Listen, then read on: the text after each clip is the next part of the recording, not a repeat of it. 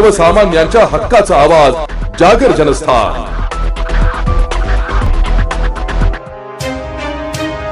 मुंबई आग्रा महामार्गावर धुळे स्थानिक गुन्हे शाखेने मोठी कारवाई करत तब्बल 175 किलो संशयित अंमली पदार्थ म्हणजेच भांगच्या गोळ्या जप्त केल्या।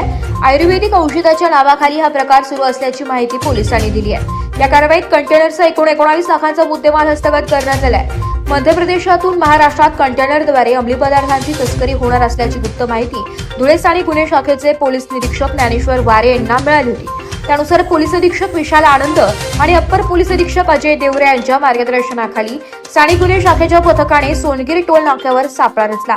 पोलिसांनी MP 9 GG 3199 या क्रमांकाचा कंटेनर अडवून तपासणी केली असता त्यात 4 लाख रुपये किमतीच्या सनन पाचकवटी नावाच्या भांगच्या गोळ्या आढळून आल्या।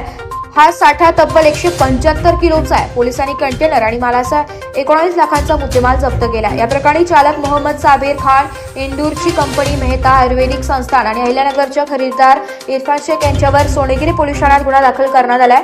ही कारवाई सहाय्यक पोलीस निरीक्षक दीपक ढोके आणि पोलीस अंमलदार सतीश जाधव, राहुल साणप, आरिफ पठाण, शिरीष भदाणे व सिद्धार्थ निकम यांनी केली आहे।